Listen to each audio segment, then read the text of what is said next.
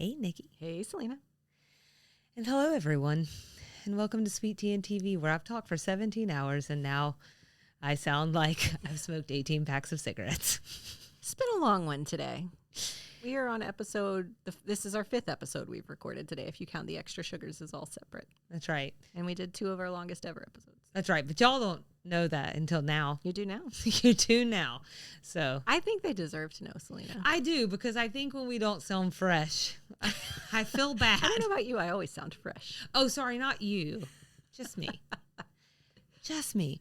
Well, I wanted to start off today by telling you something that I haven't actually had like a chance to tell you off mic. So why not tell you on mic? Oh, exciting. Is it exciting? No, I don't know it's exciting, but it's something that we've talked about in the past. And I finally did it. We talked about watching it. I actually don't know if you've seen it or not, but I got on that Southern Charm train. Oh, God. Oh, Salina. Between the above ground, underdeck, below deck? Below deck. Underground. Upper decker? I don't know. An upper. God. I don't want to see that show. How is it? It's good. Have you ever watched even one episode? I have not. Okay, so I know like at some point we were like just trying to look for Southern content, and you're like, well, I get a Southern Charm, and I was like, a reality show? And this is back when, like, I don't want to say something as rude as I had standards, because that would be super rude. That's rude. That would be so rude, and I would never say that. But back before I had really gotten on the reality show train. Before you hit the bottom of Netflix. Before I ran out of I other ran things out of to watch. every show. No, it's actually not on Netflix. Okay. I'll give you the whole skitty on where you can see it. But like before I had really gotten sucked in to different reality shows. And realized that they are super entertaining, which is why people keep watching them. They know what they're doing. For sure. You know? Before that, we had talked like, oh, maybe we could watch this or do this and talk about it. But I think you had said like maybe you had watched a clip or something and you're like, I don't know. But I was talking to one of my friends a couple of weekends ago, and she was talking about how much she really enjoyed it. And then there's like, so there's 3. Did you know this? No. So the original one's in Charleston. Then they've done one in Savannah and New Orleans. And given I'm about to go to New Orleans and I love Savannah and Charleston, I was like, it might be worth watching it just to watch the set piece part of it, you know? Sure. And just to see different cool places in these areas. And so I gave it a shot, and it did take me like a little bit to warm up to it, mainly because it's been on 8 seasons. What? 2014 is like a long time ago. And so it just, honestly, the first season looks old. It's like before they were just doing HD with everything. Oh. So like, I feel like I'm watching something from like 2000 at first, but it totally sucked me in. I'm all the way in. So if anybody is interested in watching it, you can find it on Hulu if you have Hulu. Here's why I tuned out of Hulu. I also had to watch the commercials, and I can't do that. Ugh, commercials. So commercial free is on Peacock. Okay.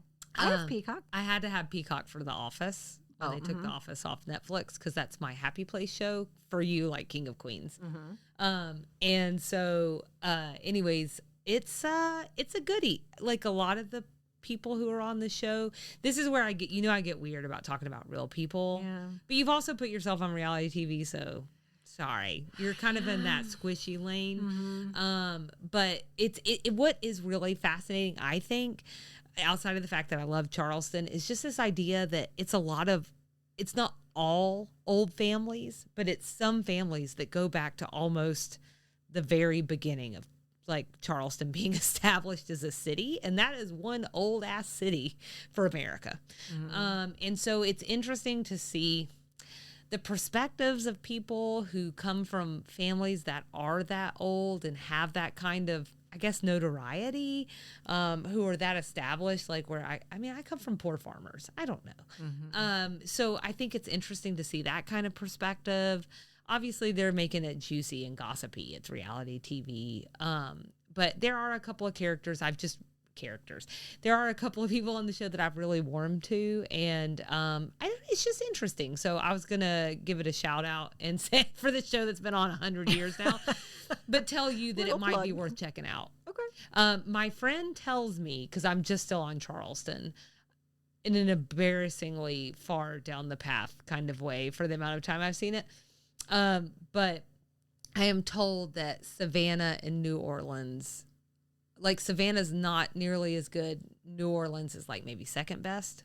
Okay. But Charleston is the best of these. So I started trying to watch the new season of Love is Blind because in terms of reality shows, that one has a little bit of a soft spot for me. And I do this strange thing with reality TV where for one day, I will just blow through the episodes. And then I just cannot convince myself to start again.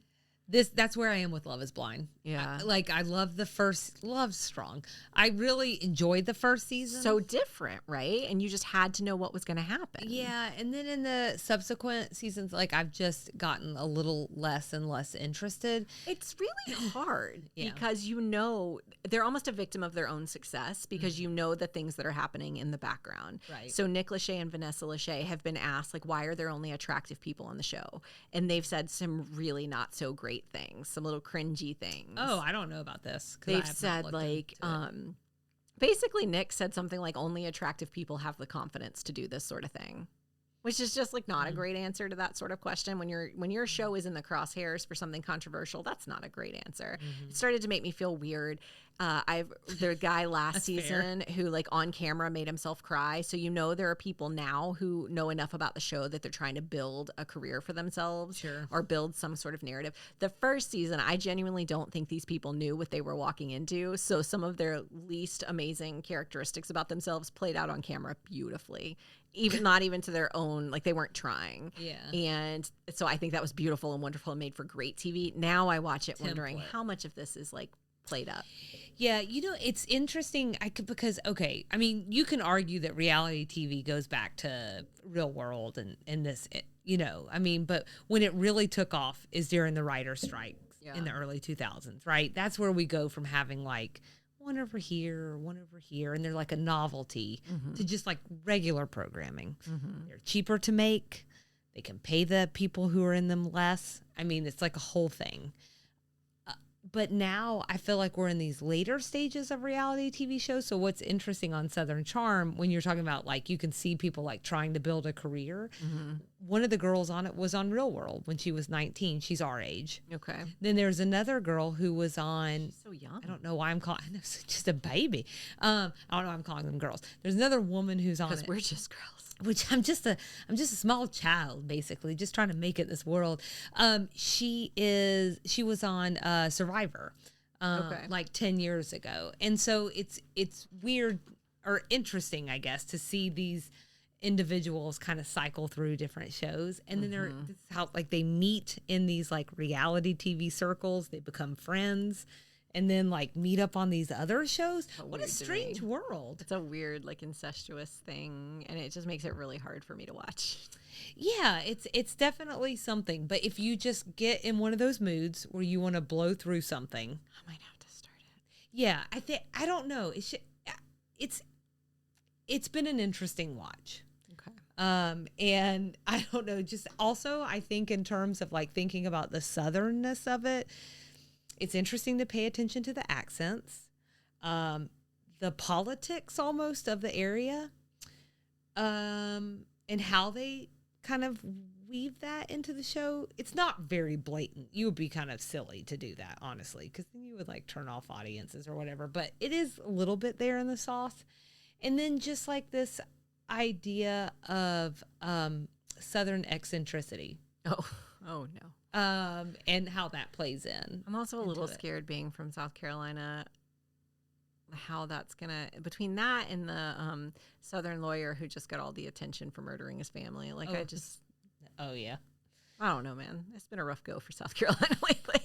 I don't know it's a bad go for them. I tell you, my favorite thing is watching when they do the reunions with Andy Cohen. Oh. I love him so much. I think he is just so good at his job. Yeah. And to see him kind of go toe to toe with some of these people and like because people are like by the time they get to the reunions, it's just like gloves are off. Yeah. They're like kind of like nuts with each other, and just to see him be like, I don't know, I think you're being kind of an asshole is like just kind of great. Anyway, so all to say it's worth a watch. I will say that there's a lot of infidelity that happens on this show. Well, first up on my list. Speaking of infidelity. Speaking of infidelity. That's a nice transition, Salina. I tried. So we are at Designing Women Season 4. This is episode 14? Or is it labeled episode 15? I think 13 was a 2-part. I think Have I broken your mind? Anymore. Anywho, this episode's called The Mistress. I'm like, The IMDb description is the ladies are hired to redesign a house for a man as well as his condo where he keeps his mistress. Air date January 8th, 1990. We're calling this one Rude, Lazy, Horny, and Dumb. It's written by LBT and directed by Iris Dugow, who we haven't seen since The Naked Truth last season. General reactions. Let's start there. What you got, Salina? I'm like, my first general reaction is I was trying to look for an episode number. Oh, I'm sorry. I did that to you. No. My first general reaction is that I really like this one more on rewatch than initially. Okay. And I think it's because I really like the ones where we get to interact more with the clients and see sugar bakers in the wild. Yeah. So, yeah. I think you could probably argue that this is like a bottleneck episode, but because you kind of got them trapped all in one place with one of the wives, but Yeah. I don't know, it still worked for me. I would also argue that this turns the mistress trope a little bit on its head, with the mistress being the one who was a little duped. Typically, I think we see either both women are in the dark and the man has all the power, or maybe just like the wife doesn't know. And in that case, do you think there's a little ambiguity in the name of this episode? Does it refer to Louise? Does it refer to Lois? I can't even remember the way her name was pronounced now. Is it Gabby or is it both? Because technically the wife is with someone too, which would also make her a mistress. If they're married, if the other someone is married. I think in my studies for the extra sugar, it's either way. Okay. Because we just really hate women, is what I'm trying to say. Okay. Yeah. Probably. I don't know. I don't know how to answer that. Did you not hear me say at the top, Salina, that we've been recording for 7 hours? I'm very tired. I cannot answer your questions anymore. It's really more rhetorical anyway. Yeah. What about you? Well, the reason I'm pausing it, and I think my mind just got blown a little bit, is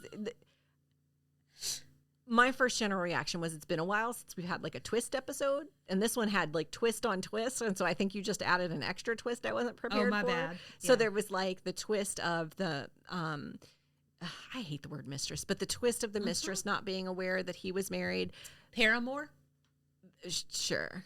But then I think of the band Paramore. Oh, no. But then the twist of the wife knowing about the woman he was having the affair with, but keeping it a secret because she also was having an affair. It was just twist on twist. And I thought anytime they do a twist in that way, I kind of love it. So that was my first general reaction. But then I got my brain twisted. Yeah, my bad. Because my next general reaction is another one with a twist. Couldn't we have just said that? But also, I feel like part of it is like this idea, just this whole setup of how we spend all this time like with sugar bakers getting themselves all in a tizzy, right? Where they're trying to come to this woman's defense. She's so innocent. She's been so deceived.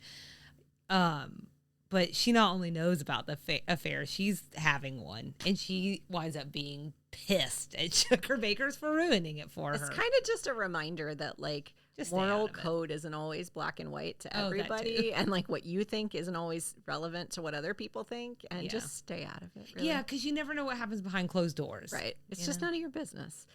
Yeah. The only other general reaction I had is that Jean Smart didn't even get an episode before she came back to work. So on my first watch, I was like, dang, she just had a baby. And in real life, we know Jean Smart just had a baby. But anyway, when I went and looked back into it, this one actually was taped at the end of November, and the previous episode was taped after this one. So I could see. I was just thinking, is it possible that they recorded them out of order? It is, and they did. So there you go. But I was like miffed on her behalf, and I was like, can't they give her any time off?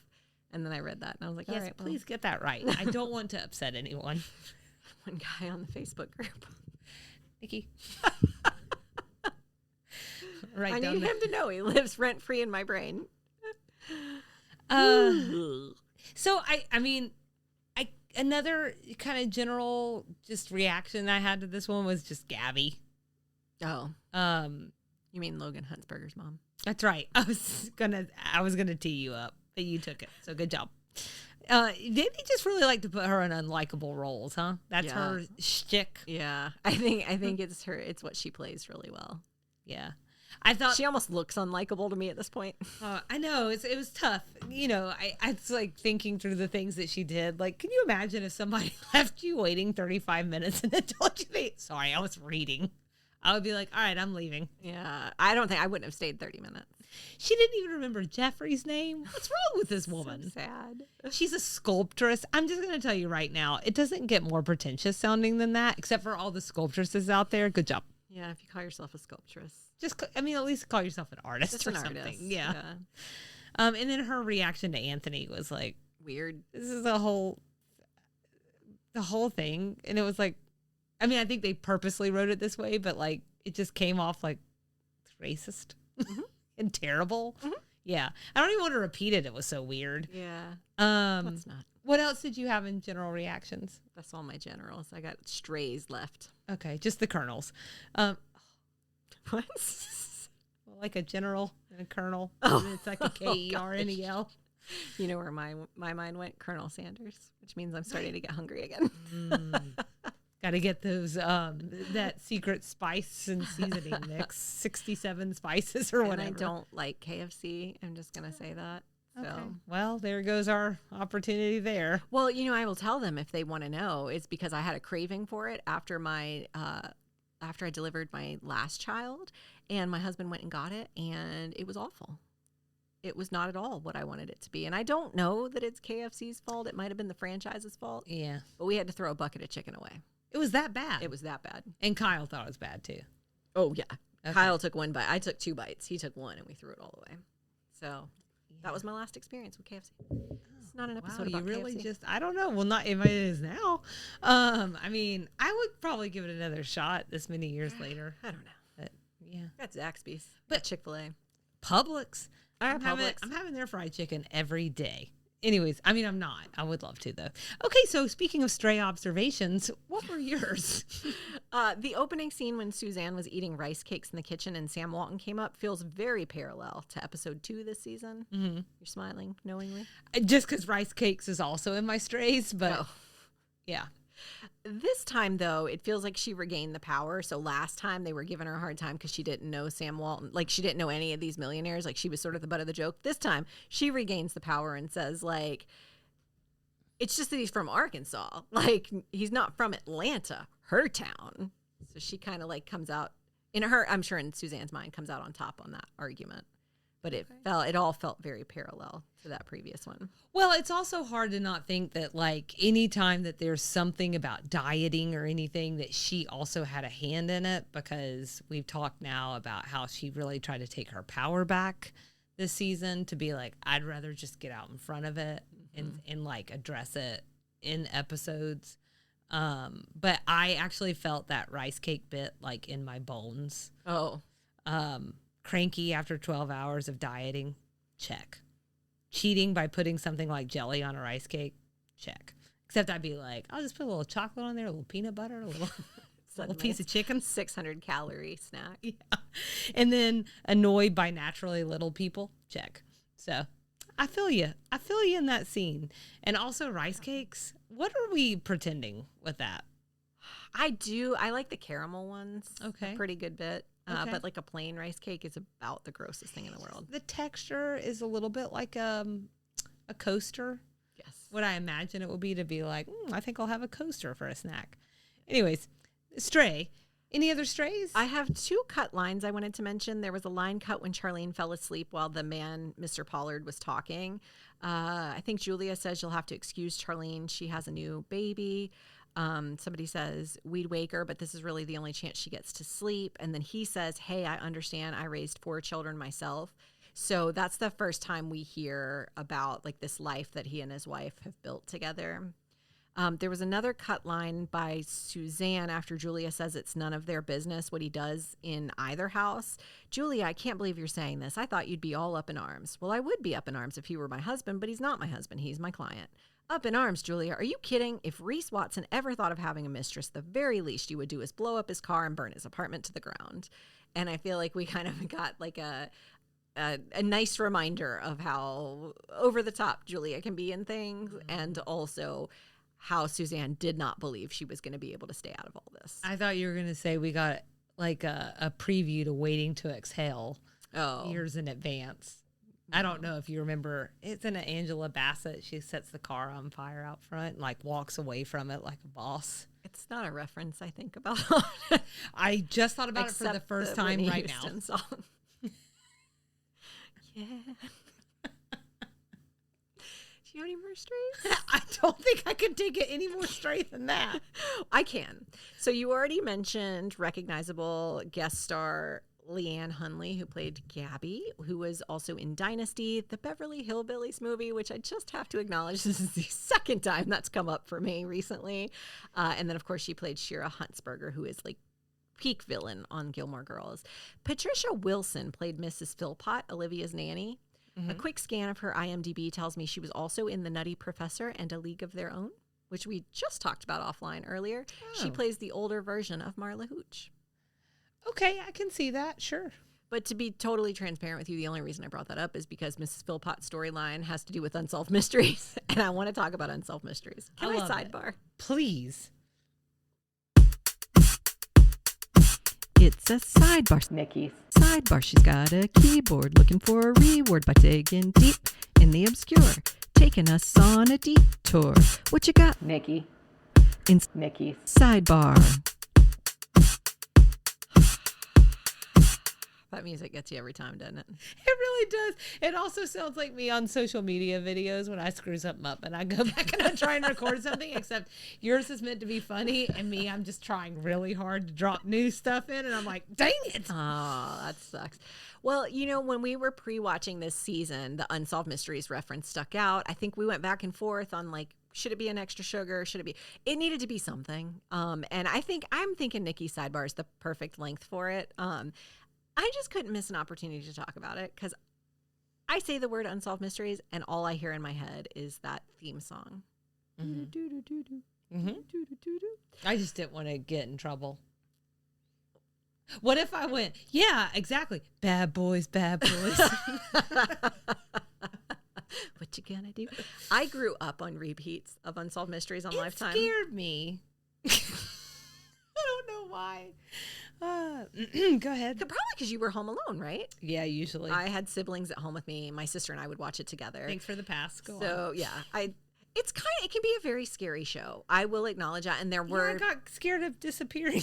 There were actually it was the supernatural stuff that I had to skip forward sometimes, although some of those were my favorite plot lines as well. Anyway, for anyone who doesn't know, Unsolved Mysteries is a documentary style TV show following, you guessed it, Unsolved Mysteries. So it'd be like crimes, other mysteries of life. Like I said, for me, some of the very best episodes, but also very most terrifying, were the supernatural ones. So it was created by John Cosgrove and Terry Dunn Muir. I looked this up and I didn't write down the pronunciation, but I think it's Muir. It started out as a special series of just 7 episodes in 1987.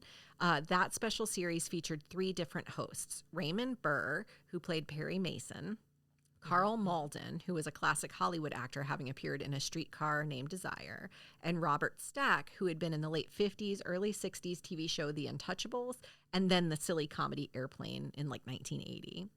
Lots of other things in their bios, but those were high points.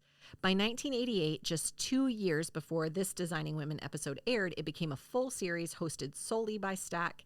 It aired on NBC for 9 seasons, then moved to CBS for 2 seasons, its 10th and 11th before it was canceled, ending in 1999. I didn't realize it was picked up after that by Lifetime in 2000 and aired there until 2002, until just before Robert Stack's death in 2003. The show was revived once in the late aughts by Spike TV, but I read I had that just written. It was revived, and then I ended. And then the more research I did, I found out that revival was just like repackaging of old content, which led to a lot of confusion because they actually repackaged old episodes that had actually been solved. Oh, so people and didn't thought, note it in any way. oops. Like short-sightedness. No review boards or anything. No, I'm so weird. Okay. It did receive a 6-episode restart in 2020 on Netflix. Full disclosure, shockingly, I haven't watched it. I really need to, but I haven't watched it yet, so I feel like I need to say that. On that show, I learned about journalist Keely Shea Smith, who worked on the show for a few seasons as a special reporter. I learned about her there rather than from another notable role in her life, Pierce Brosnan's wife. Oh, okay. I read Matthew McConaughey was on a 1991 episode, which was filmed in Texas, his hometown. It's one of his first ever appearances in entertainment. Cheryl Hines of Curb Your Enthusiasm was on an episode. And Taran Killam from SNL was on an episode. He is Robert Stack's great nephew. Oh. Just one great nephew. So today there's like no shortage of crime type content in entertainment. It's really prolific in the podcast genre for sure, but it was in a genre of its own in the late 80s. It was really the only sort of show of this kind, and it really differed from news programs for a couple of reasons. One, it did dramatizations. That's really what Unsolved Mysteries is known for. They do these reenactments. In fact, NBC News disavowed the program early in its run because it featured supernatural events, and they forced them to add content noting that it wasn't a news broadcast. I remember that from watching it. What you're about to see is not news. It's something. It's their dramatizations have been added or something. That's why. And then at the end of segments, they'd encourage viewers to call or write in if they had information to share, which is audience participation that obviously news programs don't invite. Like Miss Philpott. So she says. Suzanne was just doing her duty. That's right. So over the years, they covered a lot of different types of mysteries, from murder mysteries to, like I said, paranormal mysteries. I wanted to share 3 mysteries from the show that they are credited with helping to solve. Okay. So number 1 came from a season 6 episode. So that was about May 1994, focusing on a man named Craig Williamson. He had gone missing just the year before in 1993 while on a business trip. It's a little loopy, but for whatever reason, his wife was sure he was still alive. She had some evidence that made her think that, but she had a theory he was suffering from amnesia. Shockingly, in July 1995, a year after it aired, Craig saw himself on a rerun of the episode and recognized himself. As it turns out, he claimed he had been beaten, but he didn't remember anything else, not even his wife. So he returned home. I read that he and his wife reconciled, but then split up ultimately. Investigators remain really dubious about his story, and I looked into it one more time this morning because I felt like I needed to close the loop on it. He had just started a business with his wife, and they had taken out a large loan, and so investigators believed that he had stolen away because he was trying to escape from his life. The part that's hard for me to reconcile with that is why come back? And I read in like a couple of internet forums this morning, people theorize he came back because he felt like he owed his wife some closure, and he just like did some self-reflection and realized he was being kind of a jerk, and he came back. I don't know. Either way, the show helped solve it. Right. Danny and Kathy Freeman were an Oklahoma family who lost their home in 1999 to a fire. Kathy's body was found inside, but her husband, daughter, and daughter's friend were all missing. Even more strange, when they pulled Kathy from the home, they realized she hadn't died in the fire. She had been shot. Initially, investigators believed Danny, her husband, had done it. But when the daughter's friend's family, her friend was missing as well, when her family visited the rubble the next day, they were trying to look for clues. They found Danny's body. He also had been shot. After many years of investigating, including the feature on Unsolved Mysteries about the crime, in 2018, so this happened in 1999, in 2018, an arrest was finally made. However, unfortunately, the girls' bodies were never recovered. Jeez. And then the last one I was going to mention, this one is kind of gives me chills a little bit. It's a season 3 episode featuring the story of Patricia Stallings. She had been put in jail while pregnant after being accused of poisoning her other child, Ryan, with antifreeze. When she was pregnant, she gave birth in jail. And that baby was placed in foster care because she was in jail for having killed her other kid. That child was ultimately diagnosed with a genetic condition called methylmalonic acidemia, which can produce the same symptoms as antifreeze poisoning. The judge in the trial wouldn't accept medical testimony, so Patty's lawyer couldn't argue that her son, Ryan, the other child, had died of that condition. She was placed in prison for life. However, after the episode aired, doctors across the country called in to support her argument, and a test was finally performed, which confirmed Ryan had died from that disease. Patty was released and reunited with her son. Oh my God. Wild, right? I read a little bit more, and it's a little hazy now because it's been a while since I read it. But I think, unfortunately, that the living son ultimately died of the disease. And Patty and her husband, I think, divorced as well. So it really did a number on their family. That's terrible. Yeah, so I'm going to link to more information in the show notes, both about Unsolved Mysteries, where I pulled these stories from, and a couple, I think maybe one more reference if any other armchair detectives want to do their own work. But stealing your transition, Salina, I liked Unsolved Mysteries. Do you want to talk about other things we liked? That sounds great. I just saw Charlene falling asleep at her desk because she's sleep deprived from baby Olivia. I don't know. It's Jean Smart. I don't know. She's just good. How everyone reacts and her trying to drag out the whole, and it just gets worse. Gets more and more awkward. I saw myself also in that, except it was charming when she did it. How bad was it? Yeah, and when I do it, it's not charming when I try and make something better. That's just getting increasingly worse, but it works for her. And then I thought I was gonna. Well, it sounds bad. Whatever. I thought I was going to crap myself when Gabby says she wants to do an all-white room, of which she describes as taking a lot of courage, to which Mary Jo replies, well, I don't think that it takes all that much courage. I mean, not when you compare it to, for example, getting your brains blown out in Vietnam. And I just, I lost it. That is such an important comparison frame. That was very visceral, but yeah. Generally in life speaking, that's a good comparison frame. You just need to always bring it back to that, baby. I'm oh, well, that's a very good point. Thank you. That is more courage. Thank you. What else? What did you like? I don't have that much to say about this episode. What I will say is kind of doubling down on something I said a minute ago, which is I love a good twist episode. And the first time I watched this, I had such a laugh out loud about Mrs. Pollard's breakdown over the end of her special arrangement. It is so over the top and soap opera-y when she's like, I knew. It was just so extra and delivered so beautifully. It lost a little punch the second time I watched it, but not that much. It was really funny. Suzanne going, well, I think she knew. Speaking of Suzanne, I think that was my other is that, the one Suzanne I haven't liked in recent seasons in this season is the excuse me Suzanne. Yeah. It's a little much. Yeah. But this one, dry wit Suzanne, I know what I'm talking about, broad Suzanne. Yeah. I like that a lot. She knew what was happening the whole time, and she was trying to warn them. She was trying to get them she knew they were gonna get too far in on this one. I think that's right. What about things you didn't like? Yeah. I have None.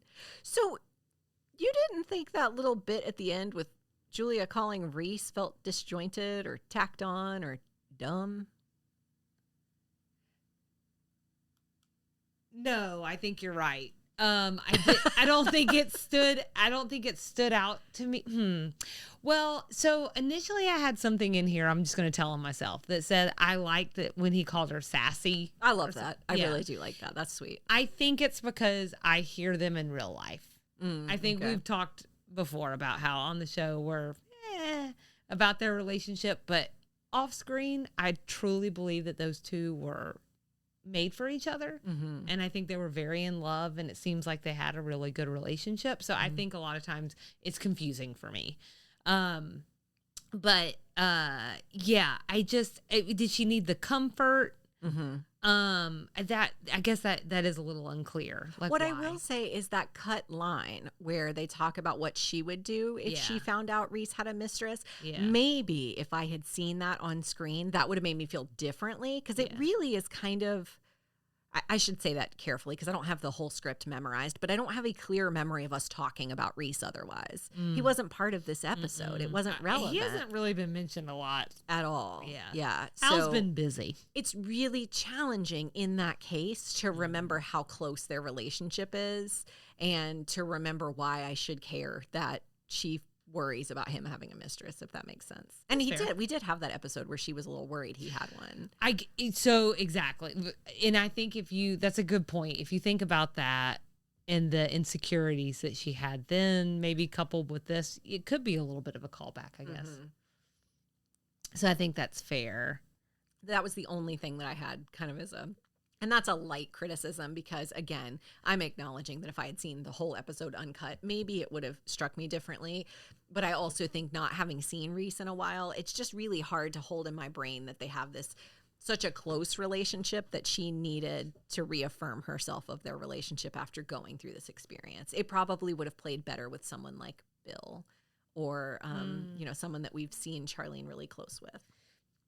Well, and I was going to ask you real quickly before, because look, I'd like to move on and we'll rate this one, but I wanted to ask you, do you classify this in that category of Designing Women episodes of like absurd episodes? Oh, no. Okay. No, not quite. But now that you've asked the question, I'm wondering if I should. When I think of absurd, I think of like The Cat. Yeah. For some reason, though, like I didn't initially, but then I was starting to think maybe this one could fall into that kind of like surreal, like whatever, which I typically am on record as those are not my favorite episodes. But I really like this one, which made me feel like maybe I was, if we did classify it that way, maybe they're bringing me around. So yeah, I think you're probably right. I think it might actually fall in the same realm as like the Cat episode and like these you call them like the circular episodes that don't, what did you just call that, bottleneck, that don't really move the plot along. They don't really tell us much else about the characters, but they're just darn entertaining. And what I will say about this one, this gets into my rating, but it's a nice palate cleanser after that last kind of emotionally heavy, reflective episode we talked about. Ooh, I'm saying. Yeah. As you know, I cried a lot. I know. So this should have been a real release for you. Between that and Still Magnolias, I'm very dry. I was going to tell you look a little puffy. Oh, well, thank you. Whatever a woman likes to hear. It's not true. So what was your rating scale for this one? Jelly-covered rice cakes. Okay, fair enough. And how many jelly-covered rice cakes? Don't make me say that 3 times fast. I'm trying to decide if I'm changing my rating now. I think I'm going to stick with it. A 4 out of 5. Like I said, it was a nice palate cleanser. We had a super long, kind of emotionally charged, super reflective last episode. So this one didn't, like we just said, didn't move much along in terms of the plot, didn't tell us much more about our characters, but it was just a nice, fun, snippy episode, which I like. Yeah, I agree. I also gave it 4 out of 5. Wouldn't that be funny if we had the exact same? That would be hilarious. I gave it 4 out of 5 courageous all white rooms. Oh. I'm marking it this high because I had 0 dislikes. Yeah. So I feel like it would be weird for me to be like 2. Yeah. But also when I think about it in concert with some of my favorite episodes, I don't think it's as good as those. And that's why I'm not marking it as a 5, but I do think it's super solid. Mm-hmm. On to our next category of 90s or other dated references. Anything come up for you? I have a handful. I have the Teenage Mutant Ninja Turtle cereal. Yeah. These were a real thing from 89 to 92. They were made by Ralston Purina.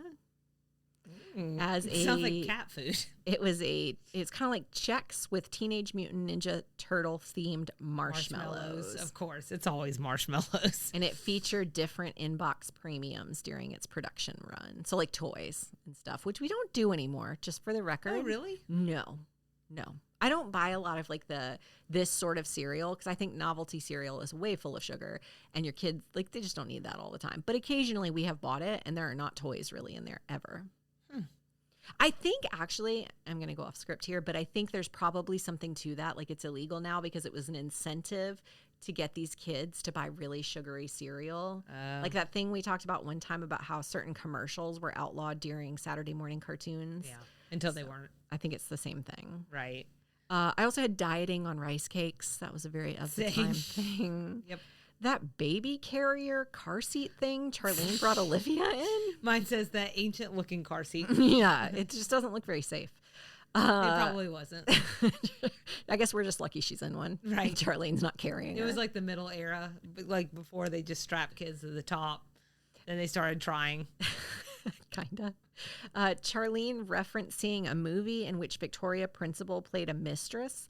Yeah. So generally speaking, Victoria Principal is well known for playing Pam Ewing on Dallas. But according to her Wikipedia, she won her first film role as Marie Elena, a Mexican mistress, in John Huston's The Life and Times of Judge Roy Bean in 1972 opposite Paul Newman, for which she earned a Golden Globe nomination as Most Promising Newcomer. Oh, okay. I also looked up a little bit about her, but she has played a mistress again. She was in Lifetime movies, right? I think so. I'm like, Was she? It's funny that you say that. I'm just going to go ahead and say it. Let's just rip off the Band-Aid. So I was like, what mistress movies? I'm just curious. Was it really like 100? Because she gets a mention. You did say Victoria Principal, right? Yes. Because also Lindsay Wagner. Oh, okay. They mention her too. And they're just like, well, they're always mistresses or something like that. I don't know. So I just started to look back in their TV history to see, like, or their filmography to see, what are we talking about here? So for Victoria Principal, I found Mistress. So the 1987 TV movie? They didn't try real hard on that one. And then Lindsay Wagner, I found Passions. And it's funny that you say that about being Lifetime, because that's I forgot about this whole genre of TV movies that used to be like a thing. And it was like all these Danielle Still novels that were made into movies. They played on a loop on Lifetime. I watched them all. Me too. And they always had like, they were always like these family dramas, but they starred like big TV stars from like a decade prior. And that's how I learned about them. Right. Or like, that's how I think about the dad from like Step by Step. Like, Patrick Duffy. Yeah. Who was also in, it was Dallas. Yeah, Dallas. Thank you. So like, he's on all of these. You're right. And like and it'd be like stepdad. Yeah. Or dad while mom's gone, mom while dad's gone. Like all this kind of stuff. Yeah, and like my grandma for some reason would have them on VHS, and you just like, there just wasn't enough stuff, so I'd pop one in and watch them because we're like, why not? What are you gonna do? What? Nothing. I'm an only child. I have nothing going on. I wasn't playing softball. Summer was different back then, wasn't it? It must have been. So, anyways, that really got me thinking about that whole time period that is like of a time before. And that's nice because dated references. Am I right? You're right. Southern things? Okay, so we got another Sam Walton reference. And then my last Southern reference. Okay, good, because I have zero. I'm bringing it in because you brought this up previously. Okay. Green Acres. I really wasn't going to say much more about this one. Right. Because we've talked about it. Because we've talked about it, but Right. we referenced it, and I wanted to remind people that it ran from September 15th, 1965 to April 27th, 1971. It was canceled in 1971 as part of the Rural Purge by CBS, which we've talked about here before. That's right. So see, I do listen. I just forget some things. Right. Don't we all? Yeah, but mine are We're much more public. middle-aged. Mine are much more public. That's true. So I didn't have any Southern things. Do we want to go on to references that we need to talk about? I have two. La Leche is actually La Leche, which is actually La Leche League International, which is a nonprofit founded in 1956 that aims to improve breastfeeding. I did like a super cursory Google to see if there was a reason they were talking about it in this episode. Obviously other than Charlene being recently postpartum. I didn't find anything especially relevant happening in or around the organization during this time. No, but they sound like a cool organization. They are cool. Except they're not, is what you're about to tell me. No. Okay. I'm going to say that the breastfeeding culture can be very toxic for a postpartum mother in the same way. In the other way. Yes. And so that's my Where's that's my the middle beef. ground, man? The middle ground is everyone, similar to what I said about drugs drugs during delivery in episode 13. And just drugs, go which on. is just let parents, especially moms, do their thing and be a mom and make good choices for their children. So you're saying sometimes it's a little hard the other way. So La Leche pushes really hard to improve breastfeeding, which I think is beautiful. I delivered both times at it's designated as a breastfeeding friendly hospital, which means they go like above and beyond in terms of improving breastfeeding. I had a lot of issues with it, and I can tell you that with my first, I was in the hospital in tears with a lactation consultant shoving my child against me while my nipples were bleeding. I was crying. I am telling you, I have heard more horror stories like that than I've heard and then they latched and the rainbows broke through the clouds. And not to say, I mean, I'm not trying to take away from the beauty. I'm just trying to say, I have talked to multiple mothers who went through the highest levels of anxiety and then got to subsequently feel like crap about themselves. And that is really not fair.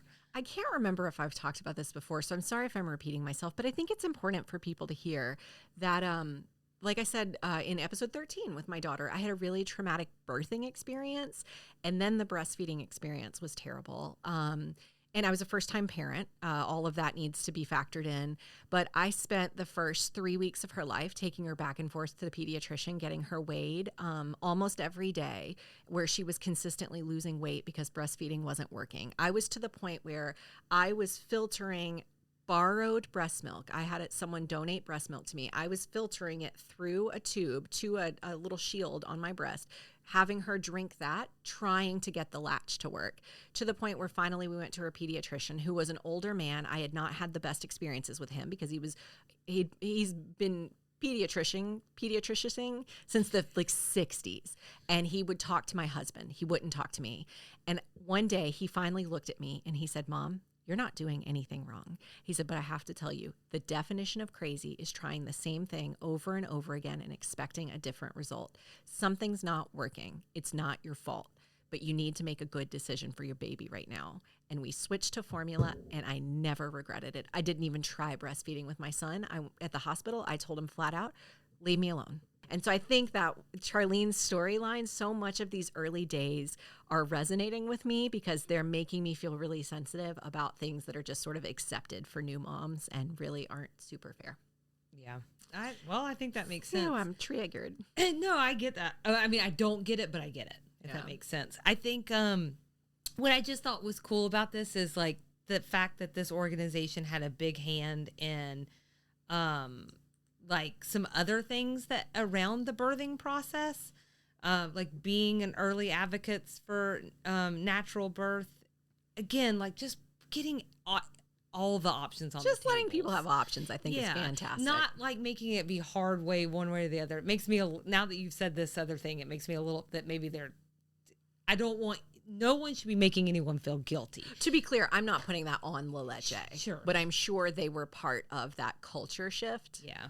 I know they were because there were La Leche resources sent to me while I was trying to breastfeed. Sure. So, and then the other thing that I thought was really cool was this idea. They did want to get dads in the delivery room. And I'm just saying, if you're part of the process, get your little butt on in there. And that bonding that you were talking about skin before, to skin, they were big advocates for that too. And I just thought that was really cool. It is cool. I really liked that. And when I delivered, because it was a breastfeeding friendly hospital, a lot of that was just built into the process. And it was really beautiful. It's Right. wonderful. I think exactly what you're saying is the shortest version of what I'm trying to say, which is just give moms the option. And then depending on what option they take, don't make them feel bad about it. Just empower them and tell them they're doing a good job, because chances are good they really are. Yeah. We're all just trying to keep this kid alive. Yeah, for sure. My other reference I wanted to talk about briefly is also related to Steel Magnolias. It's slightly out of order. Charlene said, "I'm sure most men would give their eye teeth to look through that window." And in Steel Magnolias, Clarice says, "Most people in Chicopee Parish would give their eye teeth to take a whack a Weezer." Context tells you it means they like it very much. In reality, it's the canine tooth in the upper jaw. Clinically, they're called the cuspids, but they call it the eye teeth because they're right near your eyes. I'm going to have to sit with that one for a little bit, I think. Yeah. Wow. Okay. Wow. Nobody taking those. I thought about putting it in Southern references, but I couldn't verify that it was Southern. So I put it in references to talk about. That's crazy. Okay. What else you got? Let's see. I had just this idea of country French and the neoclassic references. Yeah, that was a lot. Are you one or the other? I feel like I can almost assure you I'm not neoclassic. If that's like modern and minimal, that's just not my style. It's very timeless style inspired by antiquity. Think Greek and Roman columns, that kind of thing. Sounds excessive. It sounds so Gabby, am I right? So classic. I do venture towards the country French, although like that sounds kitschy to me. it does, but it's really not when you look at it. So it's like the rustic armoire that Chip and Joanna their farmhouse trend sits in. But it's like literally inspired by the French countryside. It's like where rustic meets refined.